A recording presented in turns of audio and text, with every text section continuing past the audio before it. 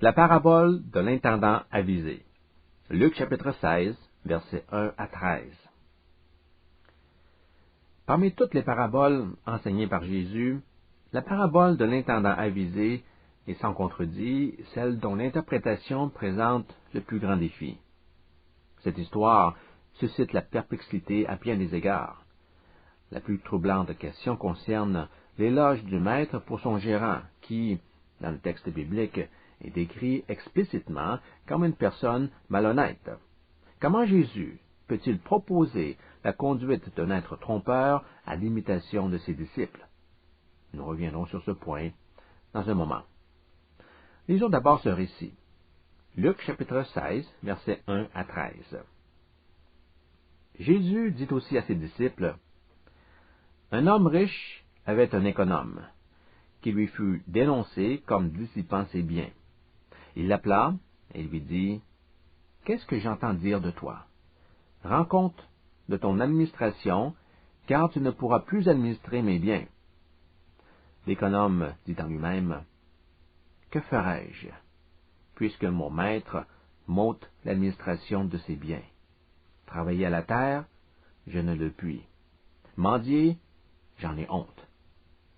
Je sais ce que je ferai, pour qu'il y ait des gens qui me reçoivent dans leur maison quand je serai destitué de mon emploi. » Et, faisant venir chacun des débiteurs de son maître, il dit au premier, « Combien dois-tu à mon maître? »« 100 mesures d'huile, répondit-il.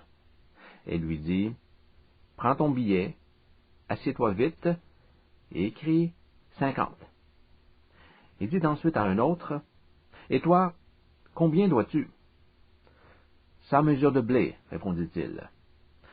Et il lui dit, « Prends ton billet, et écris 80. » Le maître loua l'économe infidèle de ce qu'il avait agi en homme avisé, car les enfants de ce siècle sont plus avisés à l'écart de leurs semblables que ne le sont les enfants de lumière. Et moi je vous dis, faites-vous des amis avec les richesses injustes, pour qu'ils vous reçoivent dans les tabernacles éternels quand elles viendront à vous manquer. Celui qui est fidèle dans les moindres choses l'est aussi dans les grandes, et celui qui est injuste dans les moindres choses l'est aussi dans les grandes. Si donc vous n'avez pas été fidèle dans les richesses injustes, qui vous confiera les véritables? Et si vous n'avez pas été fidèle dans ce qui est à autrui, qui vous donnera ce qui est à vous? Nul serviteur ne peut servir deux maîtres, car ou il haïra l'un et aimant l'autre, ou il s'attachera à l'un et méprisera l'autre. Vous ne pouvez servir Dieu et Mammon. Nous découvrons dans ce récit un gestionnaire à qui un maître avait confié son domaine et ses avoirs. Il semblait bénéficier d'une grande autonomie, ayant même l'autorité de conclure des contrats en les signant lui-même. Un jour, il fut soupçonné de dissiper les biens de son maître. Ce blâme très sérieux allait le conduire à sa destitution. Le maître lui annonce alors qu'il le relève de ses fonctions et l'appelle à rendre compte de sa gestion. Il utilisa ce délai pour réfléchir sur son avenir. Il comprit qu'il sera bientôt laissé à lui-même pour subvenir à ses besoins et qu'il devra agir promptement s'il veut se tirer d'embarras. N'étant pas accoutumé au dur labeur, il rejette l'idée de faire des travaux physiques. D'autre part, il est trop fier pour aller mendier dans la rue. Que faire pour assurer son avenir? Ayant pesé et rejeté les moyens dont il ne voulait pas, sa pensée tomba sur un plan dans lequel il espère se faire rapidement des amis. Ceux-ci pourraient, tel que nous lisons au verset 4, le recevoir dans leur maison le jour où il se retrouvera sans emploi. Comment y parviendrait-il? Il fit venir les débiteurs de son maître et leur demanda de modifier, en leur faveur, les documents relatifs à leur dette. Le premier avait une dette s'élevant à 100 mesures d'huile. Le gestionnaire lui proposa de mettre le chiffre 50 sur le billet, une suppression de 50%. Un deuxième client devait 100 mesures de blé. Celui-ci fut invité à écrire 80, une suppression de 20%. Il convoqua ainsi un à un les débiteurs et autorisa chacun d'eux à effacer une partie considérable de leur dette. Le récit se termine au verset 8, en nous faisant savoir que le maître loua cet intendant malhonnête d'avoir agi de façon avisée. Ce sont ces paroles qui causent bien des maux de tête aux commentateurs bibliques. Quelle est la signification de cette parabole? Quel en est le point central? Jésus donne ici une leçon sur l'intendance chrétienne, sur la gérance des biens que Dieu met à notre disposition. On n'a qu'à regarder quelques statistiques pour s'en convaincre. Constatez ceci. Dans l'enseignement du Christ, le mot « intendance » apparaît à 3 reprises. Elles sont toutes contenues dans cette parabole, versets 2, 3 et 4. Le mot « intendant », toujours dans l'enseignement du Christ, apparaît 4 fois, dont 3 fois dans cette parabole, versets 1, 3 et 8.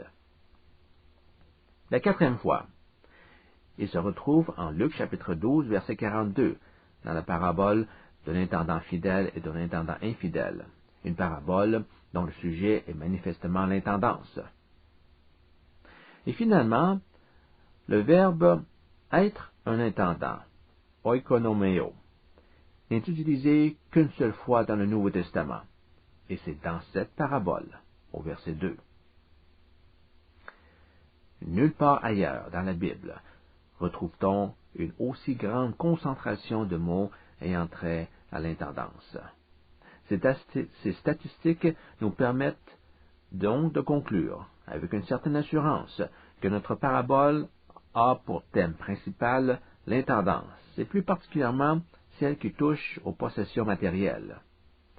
La question de l'argent est en effet au premier plan de Luc, chapitre 16. Après cette parabole, elle réapparaît au verset 14, avec une remarque sur l'attachement des pharisiens à l'argent. Les pharisiens qui aimaient l'argent écoutaient tout cela, lit-on au verset 14. Elle se poursuit ensuite jusqu'à la fin du chapitre 16, avec la parabole de l'homme riche et Lazare, au verset 19. Qu'est-ce que l'intendance signifie? Le mot grec que l'on traduit par intendant est à l'origine du terme économie. Il s'agit du mot oikonomos. Économie en français, oikonomos en grec. Il est constitué de 2 parties. Oikos pour maison et nomos pour loi. Il désigne donc les lois, les règles qui régissent le fonctionnement d'une maison. On peut le définir comme étant l'administration des choses touchant à la vie domestique. De là, on a développé le domaine des sciences économiques pour l'appliquer de façon générale à la gestion des biens matériels. Ainsi, l'intendant est une personne qui remplit la fonction d'administrateur financier. Dans le cas particulier de notre parabole, l'intendant avait la responsabilité de gérer ce qui semblait être une entreprise commerciale. On le devine par l'importance des sommes impliquées dans la renégociation des dettes. Pour produire 100 mesures d'huile d'olive, il fallait 150 arbres. Et pour obtenir 100 mesures de blé, on devait exploiter une terre de 100 acres. Que signifie l'intendance sur le plan spirituel? Abordons cette question en se rappelant quelques rudiments du christianisme. Chaque disciple, dont la vie s'est complètement transformée, a été acquis par Dieu. Le Seigneur nous a achetés de la domination du péché en payant un fort prix, le précieux sang de son Fils, Jésus. Nous lui appartenons maintenant. Ça veut dire que nous ne vivons plus pour nous-mêmes. Désormais, notre vie ne doit tendre que vers un seul but, celui de glorifier Dieu de tout notre être. Paul écrit aux Corinthiens, « Quoi que vous fassiez, faites tout pour la gloire de Dieu. » 1 Corinthiens chapitre 10, verset 31. Mais il y a aussi une mutualité dans cette relation. D'une part, nous lui appartenons, et d'autre part, il nous appartient. Nous lui donnons notre vie, et il nous donne la sienne. Comment nous donne-t-il la sienne? En Christ. Il nous donne la vie éternelle. Le croyant possède en lui la vie de Dieu. Or, ce don n'a pas été fait pour n'être utilisé qu'à notre guise. Il engendre une responsabilité, celle de le mettre au service de Dieu. Tout chrétien est à cet égard un intendant de la vie éternelle. Il en est responsable. Son rôle commence dès maintenant, ici sur terre, où Dieu désire que nous mettions en valeur sa grâce. L'apôtre Pierre traite du même sujet dans un passage où il demande à chaque disciple d'être un bon intendant de ce qu'il appelle la grâce variée de Dieu. Il écrit en 1 Pierre chapitre 4, versets 10 et 11, « Puisque chaque croyant, a reçu un don, mettez-le au service des autres en bon intendant de la grâce, si diverse de Dieu. » Vous voyez que le chrétien est considéré dans ce verset comme un gestionnaire de la grâce divine. Deux dons sont mis en relief.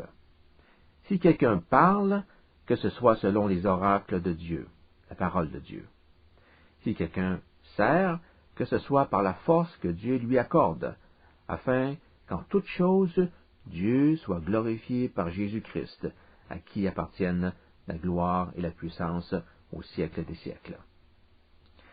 Ici encore, le service chrétien, c'est-à-dire l'administration des dons divins, a pour but ultime la gloire de Dieu. Paul parle aussi d'intendance. Il explique en 1 Corinthiens chapitre 4, verset 1, qu'il est un serviteur de Jésus et qu'à ce titre, il est un intendant des mystères de Dieu. Quels sont ces mystères? L'Évangile de Christ, dont l'apôtre est devenu l'administrateur. Puis au verset suivant, Paul ajoute quelque chose d'intéressant. Il nous fait observer que ce qu'on attend principalement d'un intendant, c'est sa fidélité. Verset 2. Or, ce qu'on demande, en fin de compte, à des intendants, c'est de se montrer fidèle.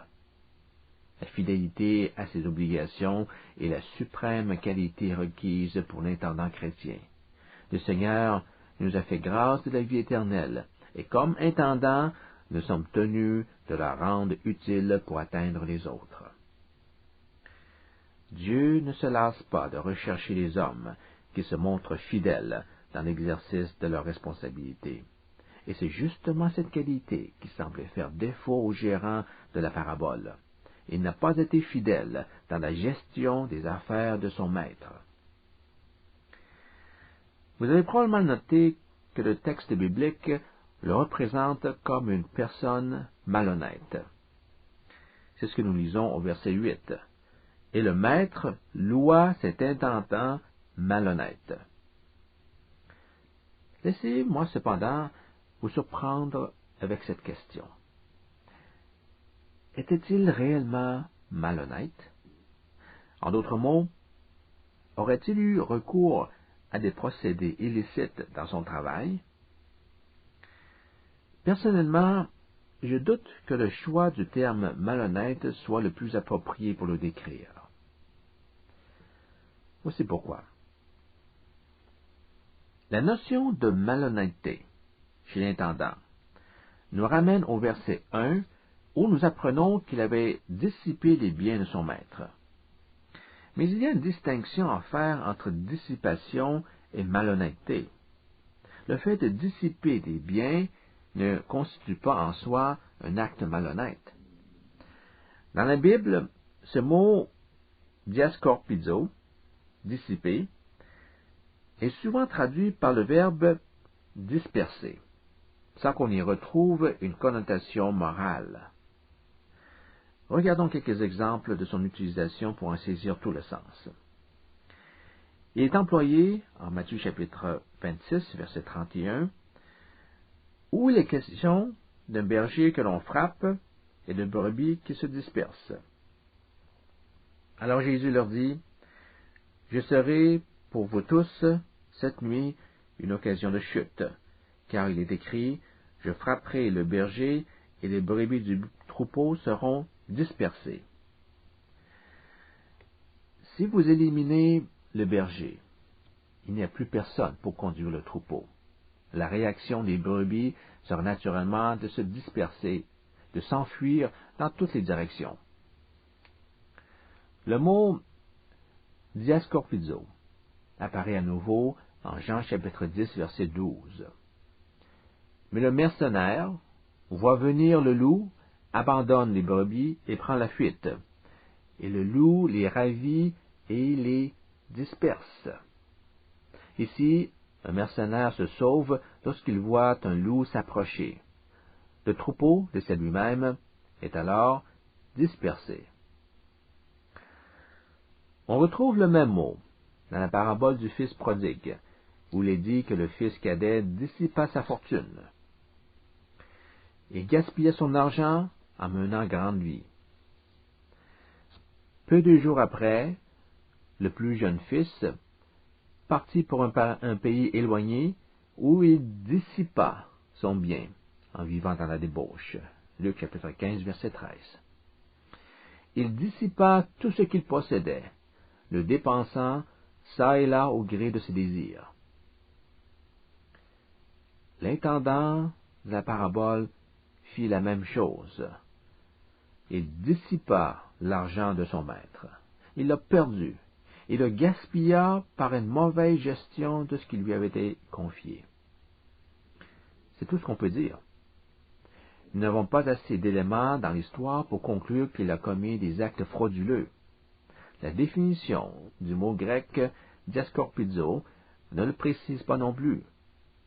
L'intendant a fait perdre beaucoup d'argent à son maître, certes, mais cela ne fait pas nécessairement de lui une personne malhonnête. Revenons maintenant au verset 8. N'est-il pas écrit, noir sur blanc, que l'intendant était malhonnête? Oui, c'est exact. Certaines traductions préfèrent le mot injuste, un intendant injuste. Dans d'autres traductions, on a choisi le terme infidèle. À mon avis, ce mot infidèle leur est préférable. Malhonnête, injuste, infidèle, tous ces termes sont la traduction du mot grec adikia. Adikia désigne essentiellement une mauvaise action, une faute. Il apparaît 25 fois dans le Nouveau Testament. Bien qu'il implique souvent l'idée de la malhonnêteté dans ces versets, cela n'est certainement pas vrai pour tous les cas. Prenez par exemple 2 Corinthiens chapitre 12 verset 13, où Paul demande « En quoi avez-vous été traités? Avez-vous été traités moins favorablement que les autres églises? Sinon, en ce que je ne vous ai point été à charge. Pardonnez-moi ce tort, adikia. » Le tort rapporté par Paul fait allusion au fait qu'il n'avait accepté aucun soutien financier de l'Église de Corinthe. Vous voyez qu'il n'est nullement question de malhonnêteté ou d'injustice. Nous faisons la même observation en Romains chapitre 3, verset 5. Paul écrit, « Mais si notre injustice, adikia, établit la justice de Dieu, que dirons-nous? Dieu est-il injuste quand il déchaîne sa colère? » Je parle à la manière des hommes. Dans le contexte de Romains chapitre 3, les mots justice et injustice sont des termes génériques dont la signification avait été exprimée de façon plus définie au verset 3 par les mots fidélité et infidélité. Verset 3. Quoi donc si d'aucuns furent infidèles? Leur infidélité va-t-elle annuler la fidélité de Dieu? Puis, prenant la place du contestataire, Paul fait donc ce raisonnement au verset 5. Si mon infidélité, Adikia, sert à manifester la fidélité de Dieu, comment Dieu peut-il me punir? Ne serait-il pas injuste? Ce verset met en contraste l'infidélité de l'homme à la fidélité de Dieu. La malhonnêteté n'en est pas un aspect prépondérant. Et j'aimerais suggérer que cette remarque s'applique également à notre intendant. Il a été infidèle, non pas malhonnête, envers son maître dans ses fonctions administratives. On l'a congédié pour avoir géré avec maladresse, et non pas à cause d'agissements illicites. Certains pourraient s'objecter encore contre ce point de vue. Regardez cette histoire, diront-ils. Comment interprétez-vous alors les actions de l'intendant? Il fait venir les clients et il diminue le montant de leurs dettes. C'est de l'argent qui appartenait à son maître et qu'il fait disparaître. On appelle ça de l'escroquerie. Vraiment? Posez-vous cette question. S'il avait été réellement malhonnête, pourquoi n'a-t-il remis que 20 mesures de blé sur 100? Pour quelqu'un qui était sur le point de perdre son poste de toute façon, une remise de 20% semble bien peu. Si l'intention était de se faire des amis sur qui il pourrait compter après sa destitution, n'aurait-il pas été plus à son avantage d'annuler leurs dettes en entier? Oubliez vos dettes. À partir de maintenant, vous ne devez plus rien. Écrivez 0 sur le contrat. Pourquoi 20%? Pourquoi même 50%? Pour bien comprendre la conduite de l'intendant, il est nécessaire d'avoir quelques connaissances sur les pratiques commerciales de l'époque. Un important travail a été accompli par le professeur J.D.M. Derrett de l'Université de Londres. Dans son ouvrage intitulé Law in the New Testament, il donne des explications fort éclairantes sur ce sujet. Nous en servirons pour interpréter cette parabole. Parlons de finances. Toute entreprise privée gère ses activités dans le but de faire des profits. Une façon d'y parvenir est de prêter de l'argent avec intérêt. Les compagnies de cartes de crédit et les institutions bancaires en sont les principaux joueurs financiers. Leurs gains proviennent des intérêts que les emprunteurs acceptent de payer pour les crédits qui leur sont consentis. On retrouve la même situation dans les transactions impliquant le blé et l'huile. En invitant les débiteurs à soustraire 50 mesures d'huile et 20 mesures de blé des montants figurant sur leur contrat, l'intendant avait tout simplement annulé les intérêts qui étaient inclus dans leur dette. Cela signifie que pour emprunter de l'huile, un client devait payer des intérêts de 100% après un certain temps, 50 mesures pour le principal, plus un autre 50 mesures pour l'intérêt, ce qui donne un total de 100 mesures. Le haut taux d'intérêt reflétait les risques nombreux auxquels le créancier s'exposait.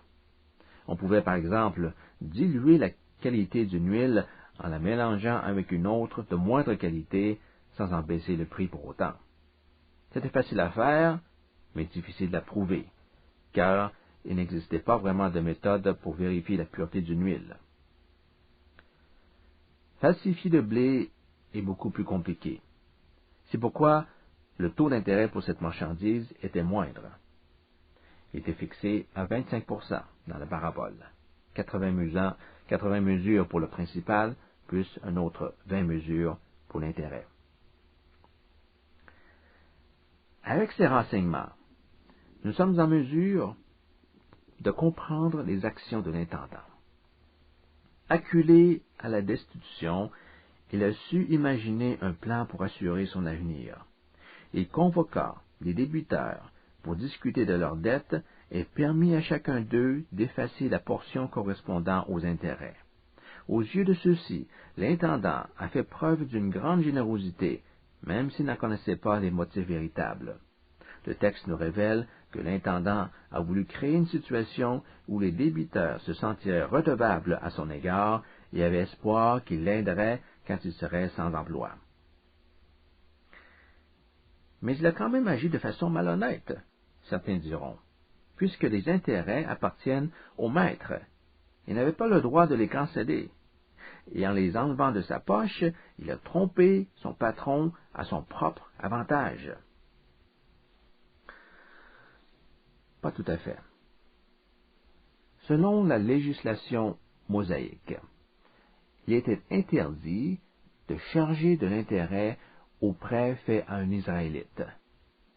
Nous lisons cela en Exode, chapitre 22, verset 25, par exemple. On comprenait que la nécessité d'emprunter concernait principalement ceux qui étaient dans le besoin. Il serait donc immoral de faire du besoin d'argent d'un compatriote l'occasion d'une affaire. Plus tard, cependant, les chefs religieux ont commencé à autoriser les prêts à intérêt. Ils affirmaient que cette disposition législative avait pour but de protéger les plus démunis, mais ne s'appliquait pas aux entreprises commerciales. Vous voyez comment cette petite déviation pouvait facilement dégénérer en abus par les activités de ceux que l'avarice excitait. En déchargeant les débiteurs du versement des intérêts, stipulé tout à fait illégalement, l'intendant a en réalité fait honneur à la réputation de son maître. Il l'a présenté comme une personne respectueuse de la loi. Or, on tient toujours en estime un homme qui obéit aux exigences de la loi. Toute cette discussion sur la malhonnêteté de l'intendant tend à démontrer qu'il n'y a rien dans le passage pour le supporter. Il est préférable de voir en lui un individu infidèle plutôt qu'immoral. Jésus raconte au verset 8 que l'intendant avait agi de façon avisée. Pourquoi loua-t-il sa conduite? Il le loua pour sa prévoyance, car l'intendant a évalué la situation avec justesse. Il a pris des décisions appropriées et les a mises à exécution. Il a fait en sorte que le débiteur de son maître lui soit redevable afin qu'ensuite il puisse l'aider. Ainsi, il a su affronter avec intelligence un avenir incertain. Le Seigneur Jésus nous donne sa réflexion sur cette parabole dans la deuxième partie du verset 8. Car les fils de ce monde sont plus avisés envers leurs propres congénères que les fils de la lumière. Notez le déplacement de l'intendant qui agit en homme avisé vers les fils de ce monde qui se sont montrés plus avisés envers leurs semblables. Jésus voulait dire par ces déclarations que les non-chrétiens font souvent preuve d'une grande prévoyance par rapport à leur futur ici-bas, et en ce sens, ils sont plus avisés dans la conduite de leurs affaires terrestres que ne sont les enfants de lumière. Il est essentiel de bien voir le point de comparaison. En le transposant à sa vie spirituelle, le croyant doit constamment se souvenir que son avenir n'est pas sur terre, mais au ciel. Il devrait déployer, en vue de ses intérêts éternels, la même prévoyance que les gens du monde dans leur recherche des avantages matériels. De même que l'intendant a pensé à son avenir et a pris des dispositions en conséquence, ainsi le disciple doit gérer avec sagesse les biens de son maître de manière à se préparer un accueil favorable lorsqu'il ira au ciel. Par quoi se traduira-t-il dans la vie du chrétien? Il fera un usage généreux de son argent. Au verset suivant, le verset 9, Jésus dit, « Faites-vous des amis avec les richesses injustes, pour qu'ils vous reçoivent dans les tabernacles éternels quand elles vous feront défaut. L'argent est appelé ici une richesse injuste. L'intendant, infidèle, a usé de sa condition pour se montrer généreux et se faire ainsi des amis dans le monde. De la même façon, les enfants de la lumière peuvent se faire des amis dans le ciel en accomplissant de bonnes œuvres pour Dieu avec leur argent. Lorsque nous agissons pour le bien de l'autre, nous posons des fondations pour nous-mêmes dans le ciel, car nos bonnes œuvres y seront comptabilisées en tant que trésors célestes. Jésus l'avait déjà dit en ces termes, « Ne vous amassez pas des trésors sur la terre, mais amassez-vous des trésors dans le ciel. » Matthieu chapitre 6, versets 19 et 20. Certains chrétiens se sentent mal à l'aise de parler d'argent par crainte de paraître matérialiste. N'est-ce pas notre attitude qui compte, se disent-ils, et non pas l'usage que nous faisons de notre compte de banque? Pourtant, l'enseignement de Jésus concernant l'amas de richesse en Matthieu chapitre 6 est suivi par cette vérité universelle. Ce que nous amassons nous contrôle proportionnellement à l'amour que nous lui portons. Car là où est ton trésor, là aussi sera ton cœur. Matthieu chapitre 6, verset 21. L'attitude du cœur est primordiale, certes, mais on ne peut pas la dissocier des choses matérielles. La manière dont nous administrons nos biens révèle ce que notre cœur désire, soit le trésor céleste, soit le trésor terrestre. D'autre part, elle permet de jauger la qualité de notre fidélité tout en donnant déjà une bonne idée de l'aptitude de chacun à gérer l'héritage futur préparé dans le ciel pour tous ceux qui demeureront fidèles à Dieu. Jésus dit au verset 12 de cette parabole, « Et si vous n'avez pas été fidèle dans ce qui est à autrui, qui vous donnera ce qui est à vous? » Il n'est plus question seulement de la gérance de son propre argent, mais aussi de ce qui appartient à autrui. Si un homme se sert de façon irresponsable des biens d'autrui, qui lui confiera ce qui lui est destiné personnellement? La position de l'intendant à l'égard de son maître est exactement la nôtre à l'égard de Dieu. Tout ce que nous possédons, notre argent, nos dons, nos connaissances, notre temps, tout cela vient de Dieu et lui appartient. Nous n'en sommes que les intendants. Au jour du jugement, nous devrons rendre compte à Dieu sur la manière dont nous aurons géré notre vie. Notre fidélité déterminera ce que Dieu nous confiera. Si nous avons été fidèles dans l'emploi des dons reçus au cours de cette vie, il nous en remettra bien d'autres dans le ciel. Si nous avons été infidèles, nous pouvons difficilement espérer nous voir confier quoi que ce soit dans la vie éternelle. En conclusion, résumons l'enseignement de cette parabole par les 3 points suivants. Premièrement, chaque disciple est un intendant des ressources que Dieu lui a remis. Deuxièmement, il devra dès maintenant se montrer prévoyant car il aura à rendre des comptes sur la gestion de ses ressources au jour du jugement. Et troisièmement, s'il les utilise fidèlement ici-bas pour la gloire de Dieu, il se verra récompensé par des trésors impérissables dans les vies à venir.